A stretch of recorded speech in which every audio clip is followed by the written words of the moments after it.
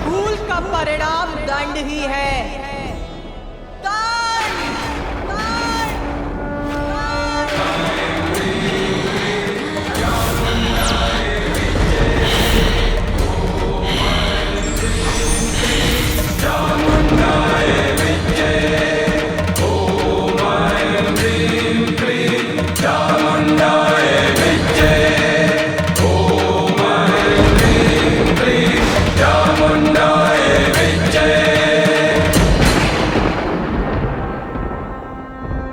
हम क्या करें? कैसे शांत करें माता के क्रोध को?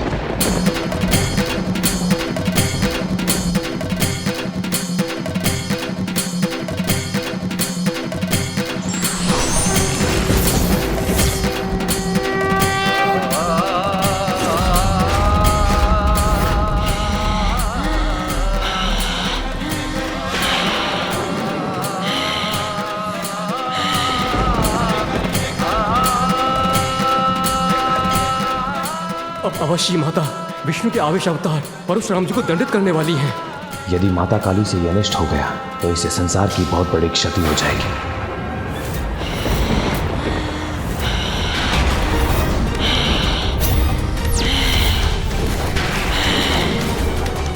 माता काली का क्रोध तो बढ़ता ही जा रहा है। अब इन्हें कोई नहीं रोक सकता, कोई नहीं।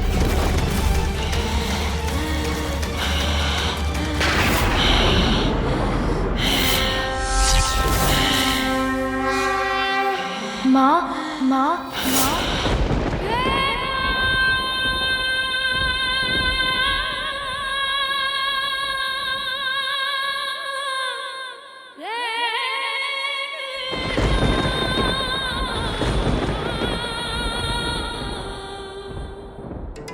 श्री गणेश जी कुशल है।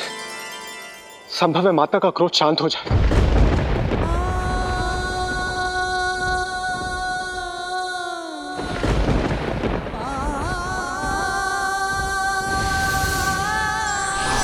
माँ, मेरी चेतना लौट आई है। मैं स्वस्थ हूँ। अब आप कृपया शांत हो जाइए।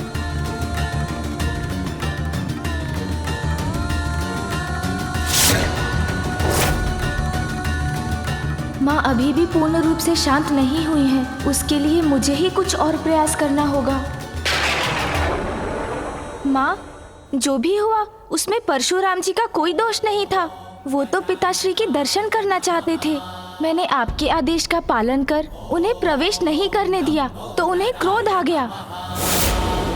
आप ही ने मुझे बताया था ना माँ कि ये मामा जी श्री हरि नारायण के आवेशा अवतार हैं, तो इनका क्रोध तो स्वाभाविक है ना माँ।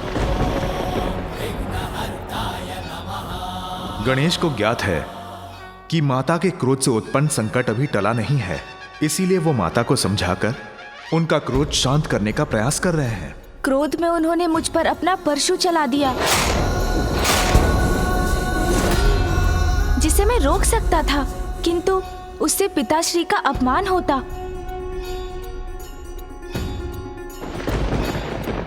इसलिए परशु का वार अपने दंत पर ही सहन कर लिया मैंने।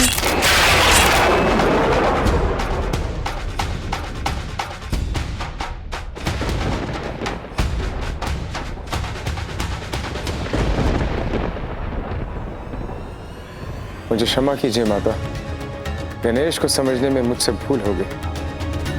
महादेव के शस्त्र का सम्मान रखने के लिए गणेश ने स्वयं को आहत होने दिया। मुझसे भूल हो गई माता। बस बस बस।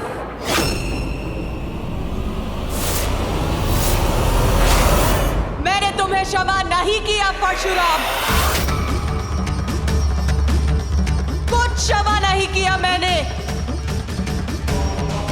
पार्वती गणेश कुशल है। तो क्या उसका कुशल होना मैं अपना सौभाग्य समझूं? अपना कर्तव्य निभाते हुए कितनी बार आहत होगा मेरा पुत्र। कोई भी ऋषि देव भक्त कैलाश में प्रवेश करने का प्रयास करेगा और मेरे पुत्र के रोकने पर वो उसका अंत करने का प्रयास करेगा। इतना बड़ा अपराध करने वाले को दंडित नहीं करना चाहते आप? तो क्या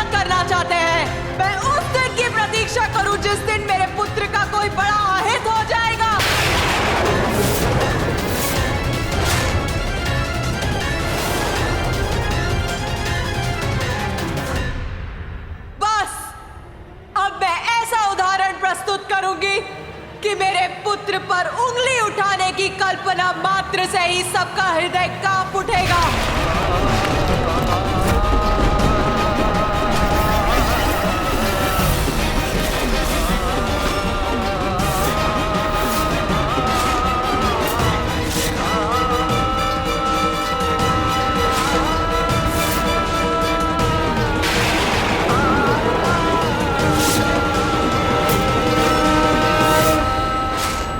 यदि माता महाकाली ने परशुराम जी को दंडित किया तो प्रभु श्री हरि नारायण का क्रोध जागृत हो जाएगा और उसके बाद जो होगा उसकी कल्पना करना भी भयंकर है। महादेव, नारायण अवतार परशुराम जी की रक्षा के लिए आपको माता को रोकना ही होगा। भूल परशुराम ने की है, ये पार्वती का दोषी है। अब नारायण ही इसको अपने अवतार में रोक सकते हैं।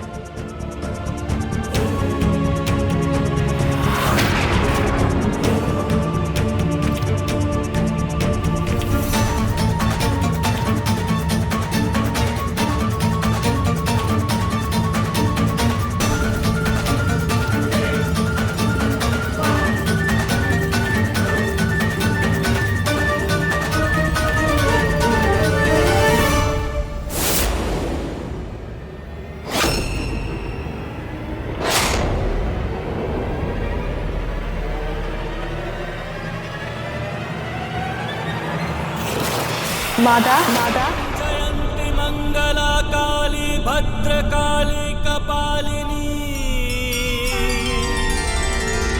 दुर्गा क्षमा शिवा धात्री स्वाहा स्वधा नमोस्तुते।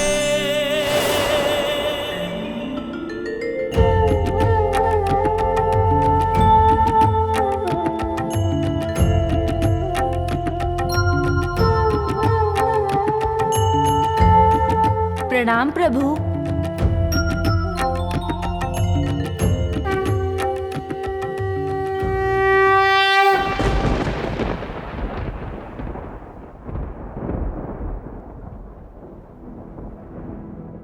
काली महाकाली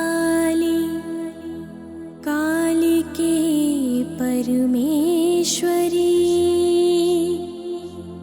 सर्वानंद करी देवी नारायणी नमोस्तुते।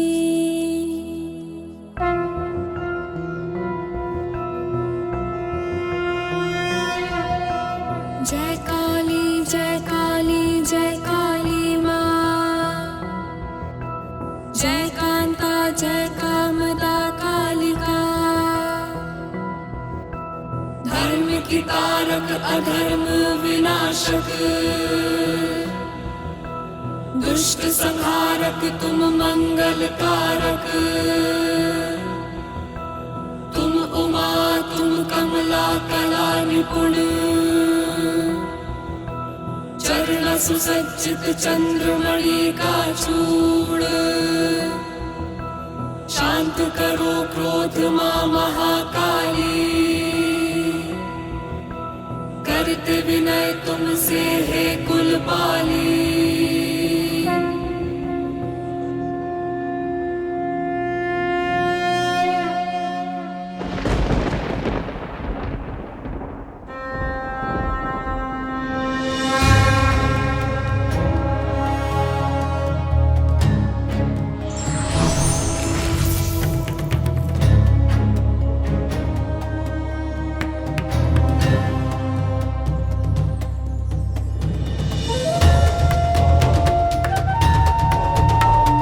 प्रणाम देवी, आपने पहचाना मुझे?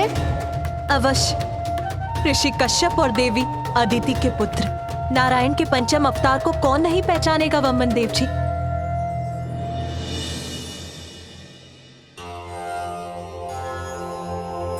प्रणाम वामन देव जी। आपकी महिमा से कौन नहीं परिचित, जिन्होंने अपने 3 पग में ही संपूर्ण ब्रह्मांड को नाप लिया था।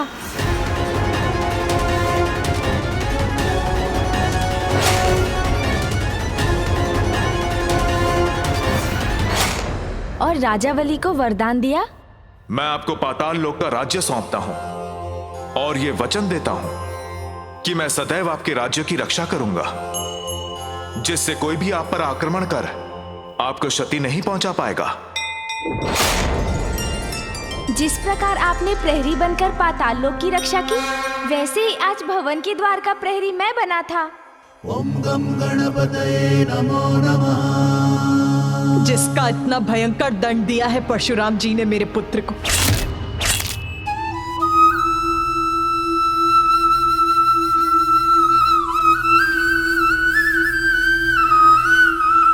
नियति को कोई कैसे टाल सकता है? आज जो हुआ उसी में इस संसार का, आपके पुत्र गणेश का और परशुराम जी का कल्याण छिपा है। कल्याण? कैसा कल्याण?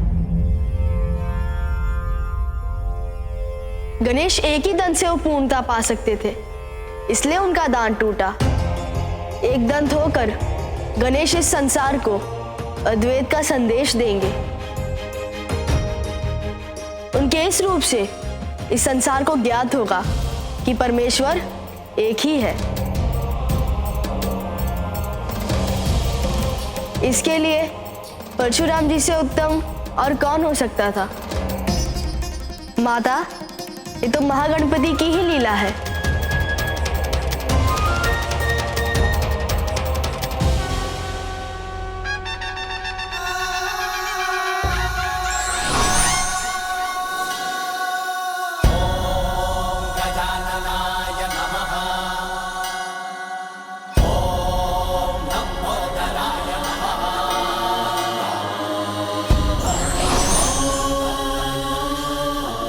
आज से गणेश को एक और नाम मिलता है, एक दंत, एक दंत, एक दंत, एक दंत, एक दंत, एक दंत। एक दंत महाश्री गणेश की जय। एक दंत महाश्री गणेश की जय।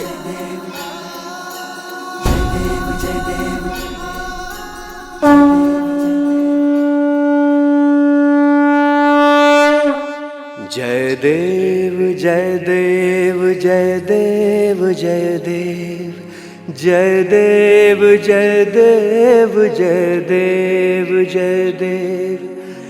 एक दंत दयावंत चार भुजाधारी, मस्तक सिंदूर सोहे मूस की सवारी।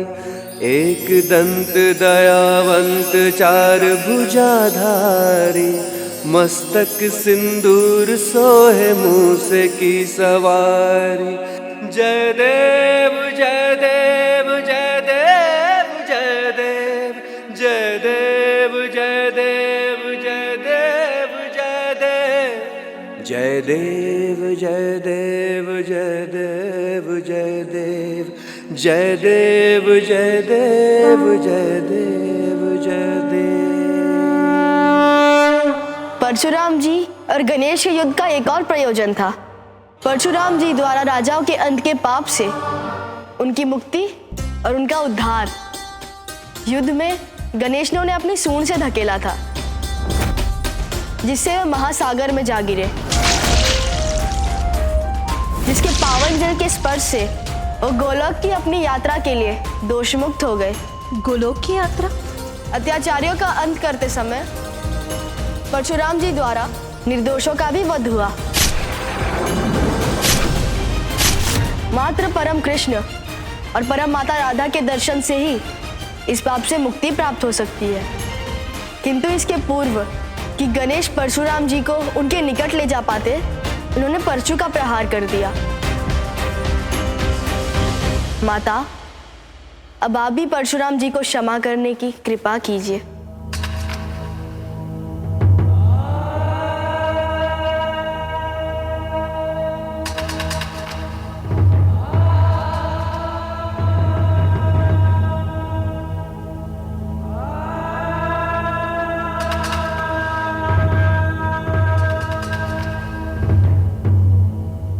परशुराम जी, मैंने आपको क्षमा की।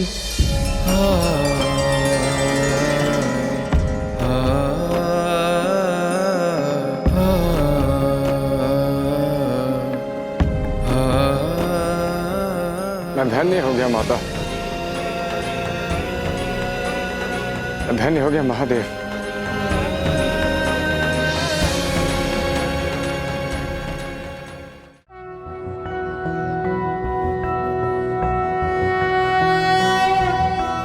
एकदन्तं महाकायं तप्तकाञ्चनं सन्निभं लम्बोदरं विशालाक्षं वन्देऽहं गणनायकं मुञ्जकृष्णाजिनहरं नागयज्ञोपवीतिनं बालेन्दुकलिकामौलिं वन्देऽहं गणनायकम्।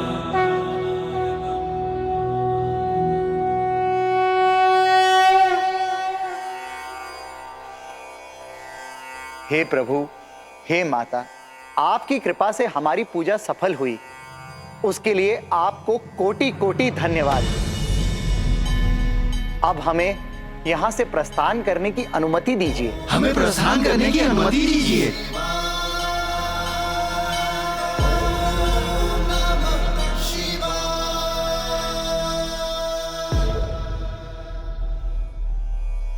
मैं अत्यंत सौभाग्यशाली हूँ कि गणेश की एकदंत रूप की प्रथम स्तुति में मैं उपस्थित रहा। गणेश के इस टूटे हुए दंत की और भी महत्व है। इससे इस संसार की एक महान ग्रंथ की रचना होगी।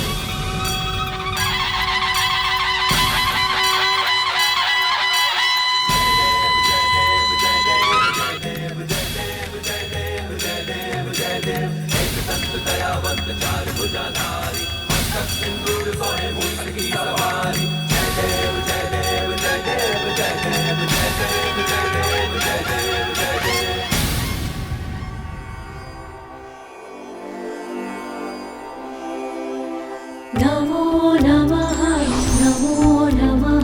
गणपते नमो नमः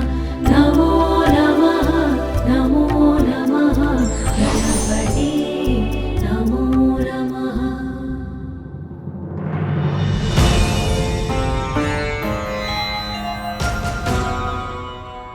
माँ,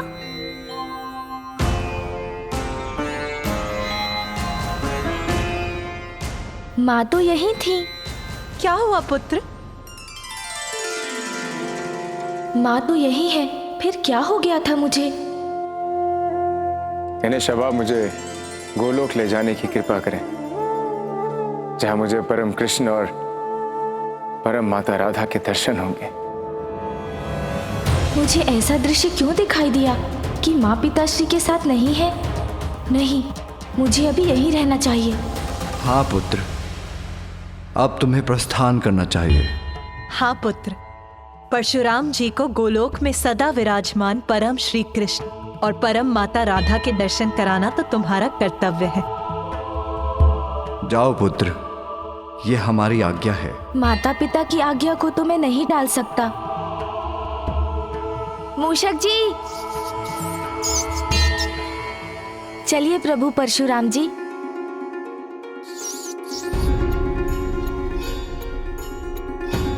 प्रभु तो स्वयं कितने भारी हैं, परशुराम जी को भी मुझ पर ही आरूढ़ कर ले जाएंगे तो मैं क्या करूंगा? मूषक जी, किसी सोच में हैं आप? विराजिए प्रभु। प्रणाम प्रभु।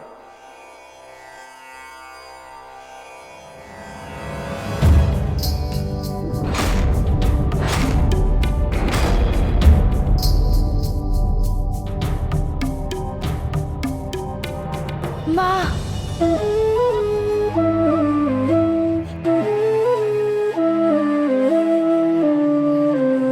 अरे पुत्र, क्या हुआ? कुछ नहीं हुआ माँ। बताओ पुत्र, अचानक क्या हुआ तुम्हें? बस आपका स्नेह आलिंगन करने का मन कर आया। शीघ्र जाओ और अपना कर्तव्य पूर्ण कर लौटो। मैं तुम्हारे प्रिय मोदक बनाकर यहीं तुम्हारी प्रतीक्षा करूंगी। पिताश्री, मेरी अनुपस्थिति में माँ का ध्यान रखिएगा।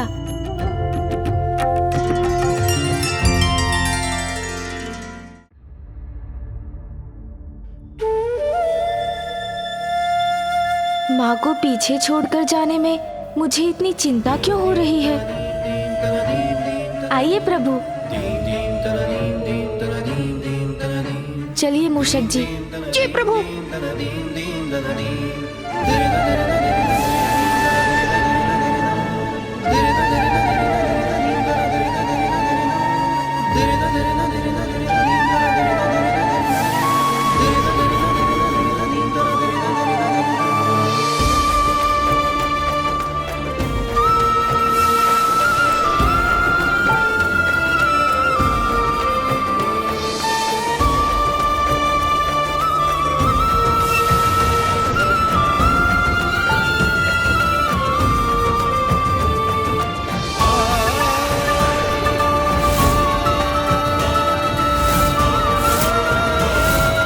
पिताश्री और माँ की विशेष पूजा संपन्न हुई और उन्हीं के आदेश से मैं परशुराम जी को गोलोक ले जा रहा हूँ। तब प्रसन्नता के स्थान पर ये अज्ञात अनिष्ट की चिंता का आभास क्यों हो रहा है मुझे?